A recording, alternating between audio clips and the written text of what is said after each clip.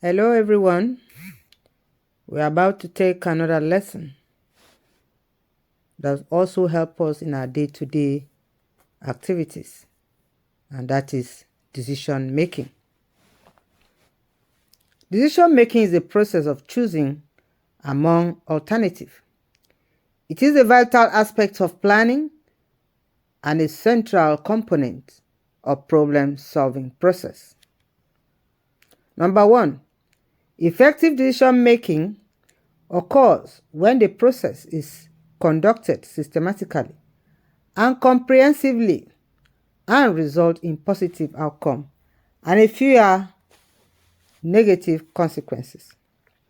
There is therefore need to judiciously select the most appropriate and the best alternative from the available ones. Number two, decision making is purposefully made to facilitate the attainment of certain objectives. Number three, effective decisions are those that meet or come close to meeting the set objective. They quickly and fully achieve the desired outcome inexpensively. Number four, they also contain costs and enhance productivity by facilitating effective use of resources. And that will take us again to decision making. Decision making is a rational process involving mental processes like thinking, reasoning, and judging. A key factor in any decision making situation is the ability to objectively and reliably predict the consequences surrounding the decisions. Since man is unable to see the future closely, they require certain processes, models, and procedures to ensure rationality in their decision making. A decision is a choice or potentially suitable plan or course of action about what must be done, when, and how it must be done. There are many types of decision making. Number one, strategic.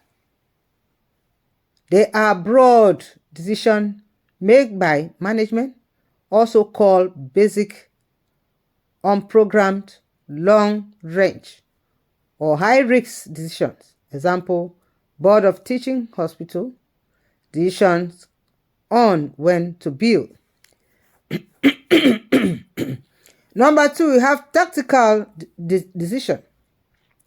These are program formulas, routine, repetitive day-to-day decisions that requires less thoughts, involve few alternatives, and minimal risks.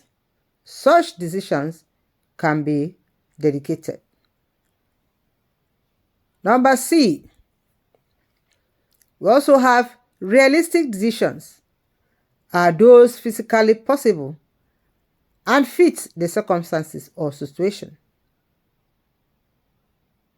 Number D, we have a physical decision, one that is possible to carry out in the light of available resources. Or example, all nurses must make effective decisions that affect others as well as themselves. Therefore, constitution is a challenge to the nurse. A decision-making nurse has to depend on certain tools for guidance so that her decisions are constantly or consistently rational. And that will take us to the tools in decision making, or you might call it approaches to effective decision making. Number one, we have use of organizational principles. Number two, we have decision making principle. Number three, we have decision tree. Number four, decision Greek or matrix. Number five, we have Delft technique. And that will take us to another caption that has to do with bureaucratic or organizational principle. According to Max Weber, certain organizing principles maximize rational decision making. Example, number 1, we have hierarchical structure of organization. Each incumbent of the position in the hierarchy is given authority to make decisions in consonance with his or her level. Number 2, complex decisions are given to those at the top of the hierarchy, while routine decisions are given to those at the bottom ring of the hierarchy. These are established rules and procedures that each incumbent must follow in decision making. Division of labor. According to Weber, when division of labor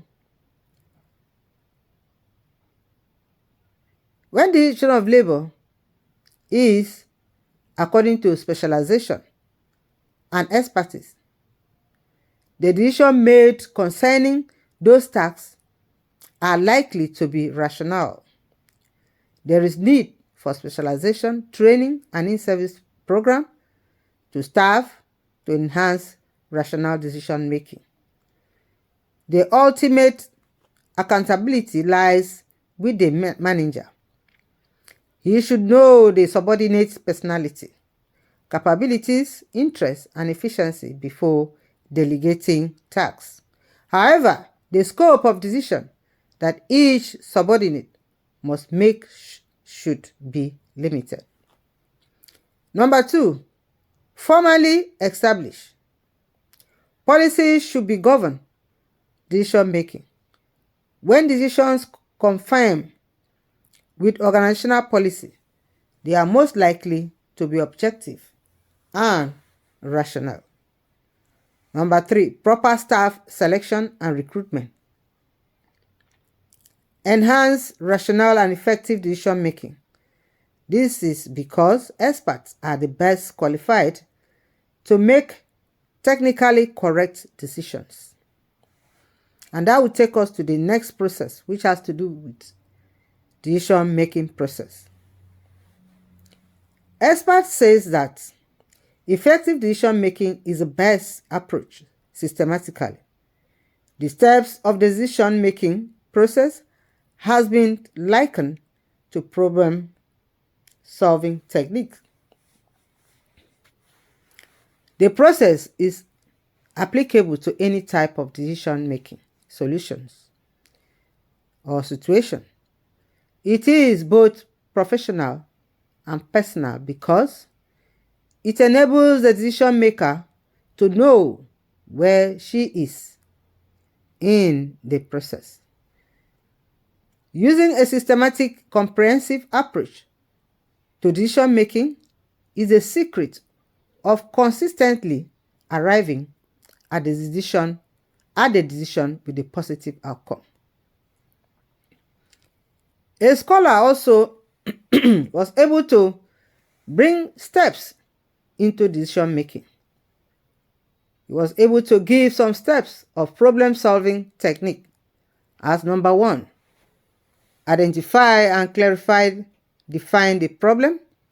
Number 2, collect and analyze the relevant information and facts about the problem.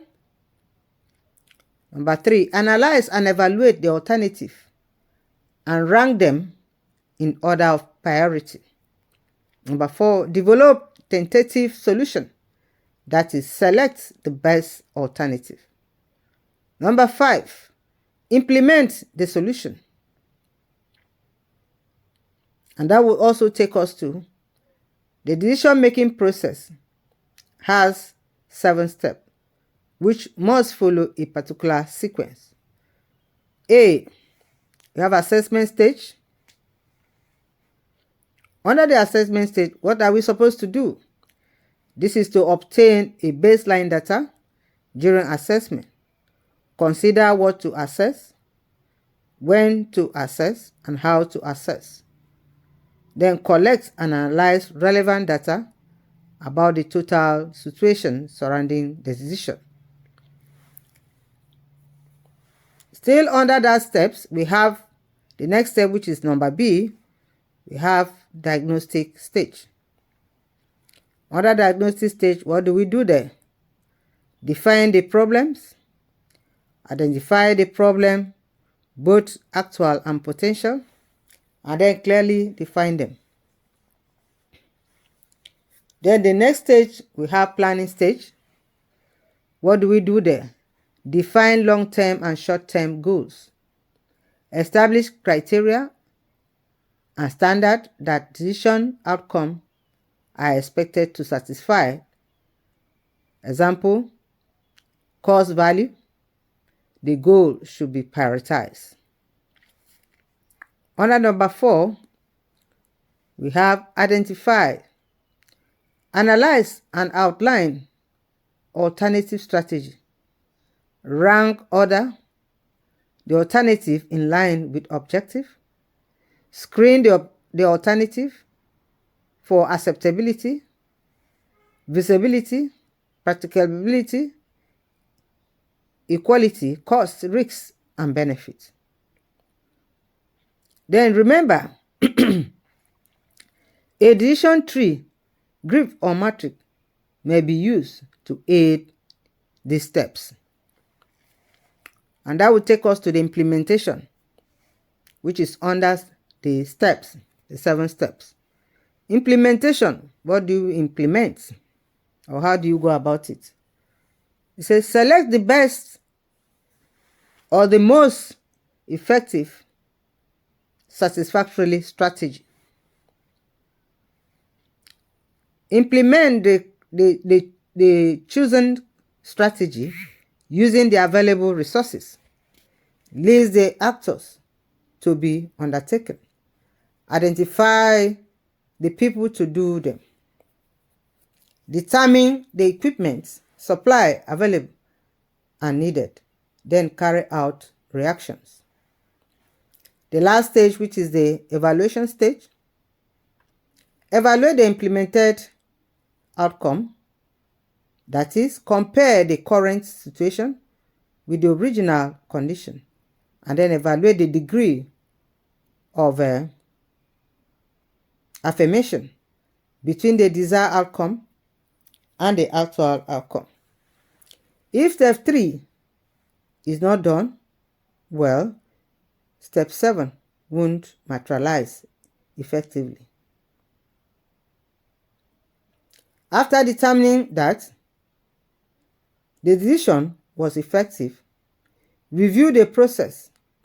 This allows for identification of new problems. And that will take us to the next step, which is the decision tree. How do we go about them? This is another aid to decision making. The decision tree is a graphic tool that allows the decision maker to identify solution and to see what factors need to be considered. The decision maker then plots the pertinent data on a tree. Each alternative is a branch of the tree, which is then divided into sub-branches that identify critical factor to consider. And that will take us to the advantage. What will be the advantage of the decision tree? Number 1, it also helps in analyzing potential outcome of a complex decision. Number 2, it weighs alternative qualitatively and quantitatively to enable rational decision making. Number 3, it breaks down a complex decision to a series of smaller ones. Then remember, size of the tree depends on the number of alternatives. And that will take us to the limitations. What are the limitations? Number 1, it assumes that all alternatives involved in decision making are known, mutually exclusive, clearly definable time sequence. This is not possible in a typical patient care situation. Number 2, under limitations, tree may become too large at unveiling, therefore confusing and useless. Number 3, an inexperienced user may assign wrong probabilities and therefore choosing wrong alternatives. Number 4, under limitation, there are times when cause should not influence decision. Decision tree considers cause heavily. And that will bring us to a figure where we have alternatives, and at the end of the figure you have alternative to Lagos. So what are those things that you consider as a decision maker? Under it, number 1 here, we have result probability, the cause. Number 2, we have course that it will take. Number 3, we have whatever you have seen here. Are you going to use different alternative? And that will be your choice to tell us. And it's an assignment to you now. When you go to your book, read them up and see which alternative that is better when you are about traveling to Lagos for an emergency meeting.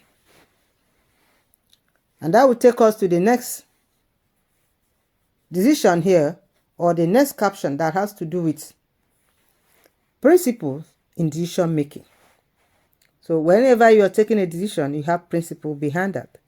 Number 1, it should be participatory in organization. Number 2, decision must be made following established procedures. Number 3, when in difficulty, consult with others. Number 4, don't be afraid to fail sometimes. Number 5, don't postpone decisions. Number 6, be firm in your decisions. Number 7, think of many alternatives of the same issue before selecting the best. Number 8, be objective and realistic in your decision. Number 9, always consider the time element involved in reaching the decision. Number 10, always be clear about the total situation. Number 11, communicate frequently and effectively with others. And that will also take us to factors that interfere with rational decision making. Yes, there are factors. Number 1, we have unclear policies and objectives. Number 2, unclear identification of problems. Number 3, poor situational assessment. Number 4, wrong dedication of responsibility. Number 5, poor communication flows. Number 6, unrealistic alternative. And that will take us to the last technique, which is a DALF technique. DALF technique is a very useful aspect in decision making. When the planner or decision maker does not have adequate scientific knowledge and data on which to make predictions, the decision maker does use the informed opinion of people who know the subject area sufficiently. These experts are then used systematically to generalize and process information needed. The decision maker then uses the facts to make rational decisions. It is useful in the forecasting and policy making stages of planning because it brings expert information in the coincide manner to the attention of a decision maker. And that will take us to the process of DIVE technique. Number 1, decide on the project or program. Example, development of an aptitude test. Number 2, prepare a questionnaire with items on all areas. Number 3, identify 4 or 5 people who are clearly knowledgeable in the area concerned.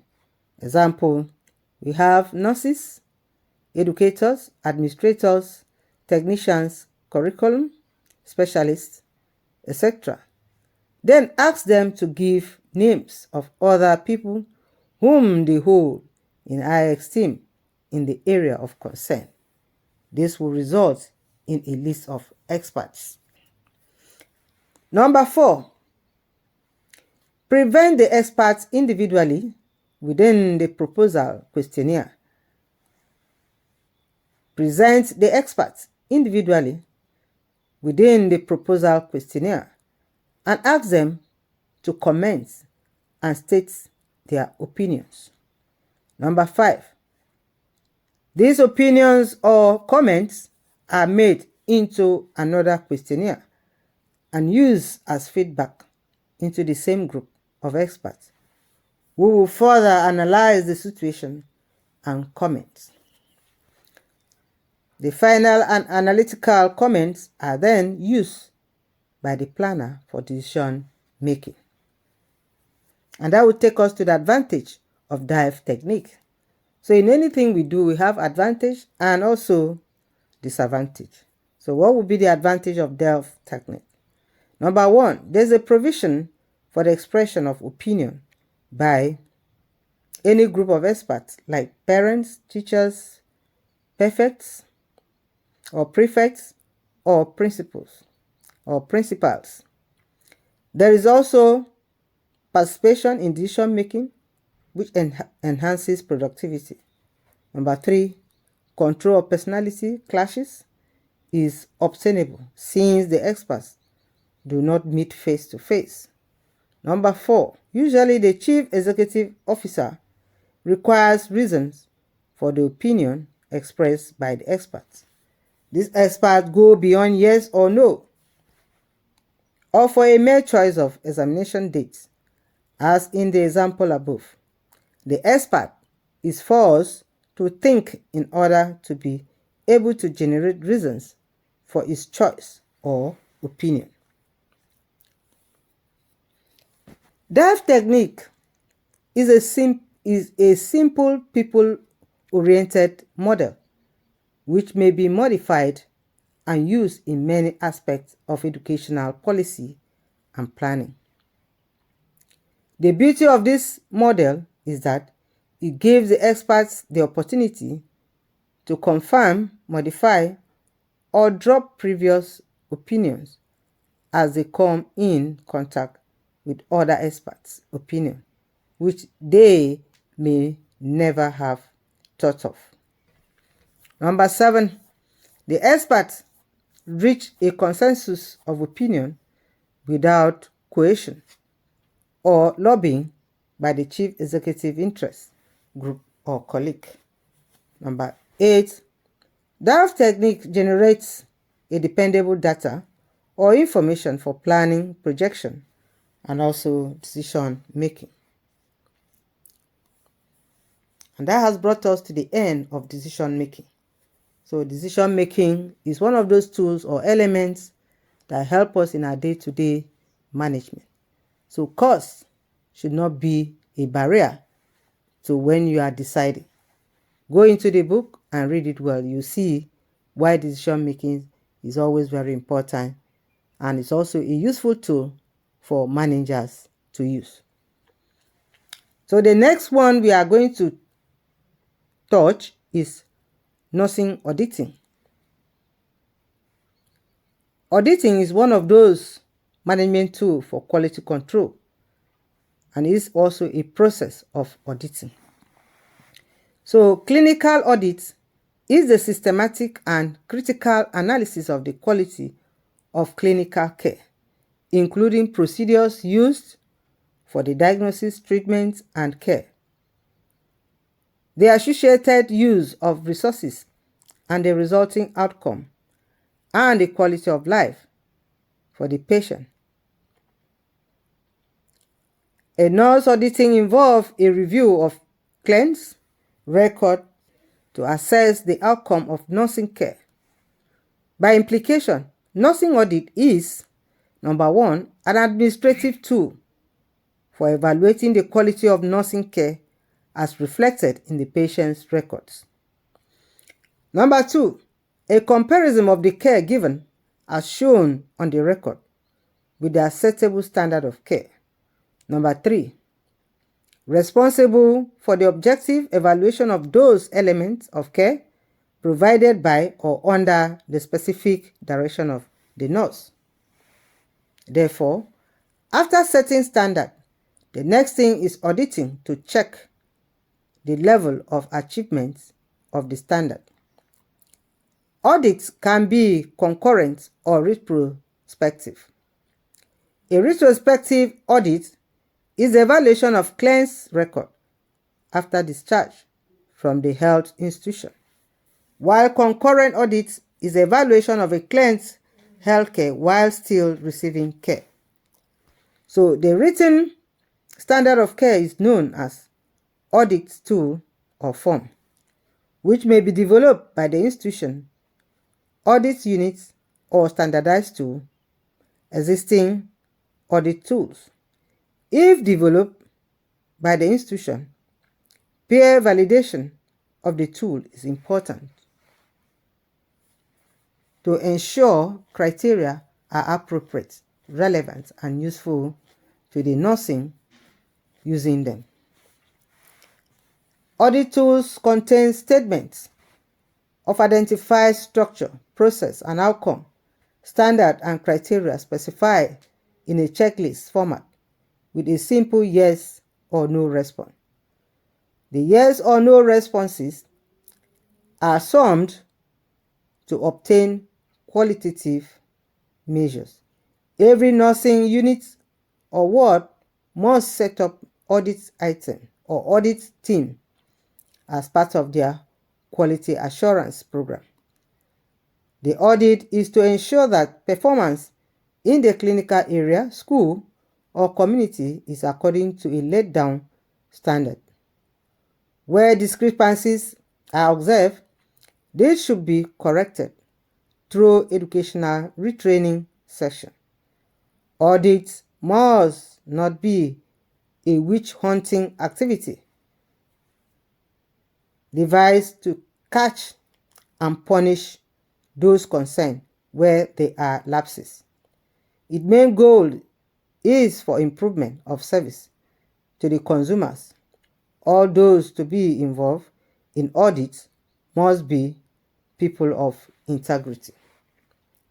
And that has brought us to the lesson of auditing. And today we want to look at conflict management. In our society, we have conflict all over the places. So today we know what conflict is and how we can manage it. Conflict is an inherent part of an individual, personal or professional life. It is inevitable, and a total absence of conflict is not possible. Conflict may be interpersonal or intrapersonal.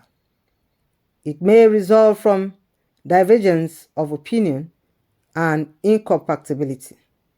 May result from divergence of opinion, transmission of enormous information, or competitions for scarce resources.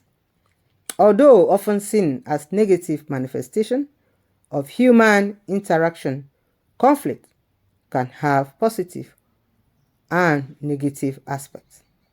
Conflict has been defined vigorously by Linger. He defined conflict as opposing viewpoint forces, issues, and problems which confront individual groups and institutions having been generated from a variety of internal and external personal and group forces. Simply put, conflict as a situation that is felt and experienced by individual and group as a result of opposing views, interests, and value. When they are not resolved promptly and appropriately, they lead to crisis situation, which results in disruption in the organization and people therein. It therefore follows that nurse managers must be knowledgeable and competent in issues of human behavior and modern employee relations. How conflict is perceived and managed depends on whether the process is productive or unproductive to the individual or organizational system. And that will take us to the sources of conflict in healthcare system.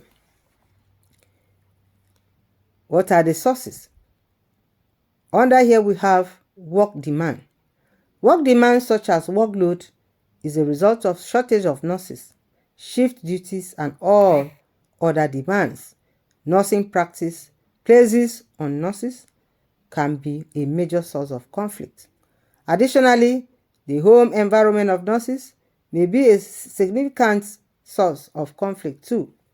This conflict may be brought into work setting, thus disrupting organizational function.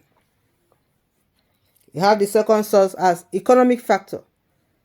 The allocation of funds to the health sector has also been inadequate to support healthcare delivery services. Nurses in the most countries generally do not have major influence in the distribution and utilization of funds. These situations often result in the marginalization of nursing service. This may also lead to opposing views about health finances and conflict among other healthcare personnel and nurses. And that will take us to the next factor, which is political factors. Under political factors, opposing views and expectations between government and the nursing profession may result in conflict, which often leads to crisis situations such as strike, demonstration, and withdrawal of services. Political influence of government may conflict with that of nursing in the issue of professional standard and nursing education. Another source will have stagnation of nurses. A nurse who is not promoted following an appraisal and promotion exercise may feel unjustly treated and may resist orders and instructions from those promoted who may be as junior in the system. And this scenario creates conflicts in nursing system. Other strategies also include in conflict resolution include 1. Management of conflicts has become an important issue in nursing. The task for nurse managers should be that of identifying sources of conflict and designing strategy to control it and also prevent future occurrence.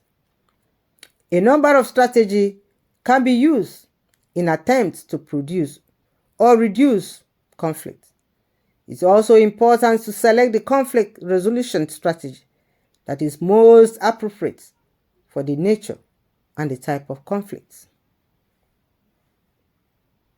We also have a man, Philman and Arnold, who has come up and was able to summarize it into different strategies. Number one strategy is avoidance. Under avoidance, we have this type of strategy attempt to keep the conflict from surfacing at all. Conflict avoidance seek to ignore the conflict or dodge a situation. The conflict lies dormant but has a potential for erupting with other serious consequences. An organization that does not create opportunity for the expression of grievances uses this method. And a military regime where labor unions are sanctioned or prescribed to shuffle expression of opinion is a good example of avoidance. The second strategy we have is suiting. This is done through the use of honey-coated words, or sweet tongue. In discussion or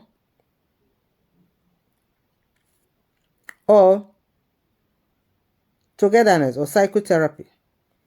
Under this strategy, an attempt is made to deactivate the conflict and cool off the emotions and hostilities of the group involved by playing down the importance and the magnitude of the conflict, emphasizing is on the value of teamwork that requires the cooperation of the conflicting group to accomplish organizational goals. And that will take us to the next strategy, which is compromise. This strategy involves bargaining.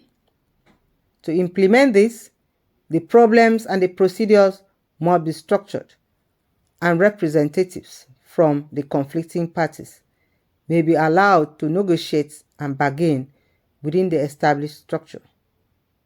The convergence views are acknowledged. This is appropriate when open discussion have failed and the conflicting groups are of equal power. Each party has to give up something so that both parties save their face. A situation of no winner and no vanquished. The next strategy here we have confronting. This strategy is at the other end of the continuum from avoidance. All the issues are brought into open and the conflicting group directly confronts the issue with one another in an attempt to resolve the conflict. This is the most appropriate when there is maximum level of trust, when time is not crucial, and when the groups need to cooperate to get the job done effectively. Other strategies also include collaborating. This is done using the problem-solving process. All parties should come with open mind. This approach should not be used when tempers are high and where there is lack of trust.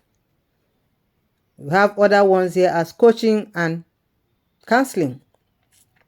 Coaching and counseling of employee is a positive way of resolving conflict. A staff member that has been stagnated may benefit from the strategy and also improve performance. Reconciliation. This also involves conversation, arguments, debates, and discussion. It also requires a third party as an arbitrator.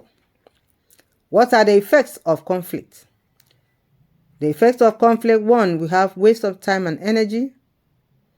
We also have number 2, it creates emotional stress for the parties involved in the dispute. Number 3, causes poor performance and low productivity. Therefore, in summary, conflict is inevitable in any organization. So nurse managers should develop their skills and competency to identify conflict situation and then plan effective strategy to resolve them. The problem-solving approach, which is well established in the nursing process, is an effective method in conflict resolution. And that will take us down to ending the lesson by saying you've heard it all. Conflict resolution is very important in our day-to-day activities. So use it and you will like it.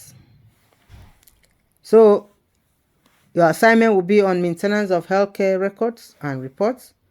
What are you supposed to do as a nurse? It is well written here. Go back and read them. And the last but not the least is zero-based budgeting, which I want you to do it. Go and read it also. And that will end our lesson for this semester. Thank you for listening. The other topic that are left, they are all stated there in your book. Read them and also be part of it. You will like what you have learned today. Thank you for listening. God bless you.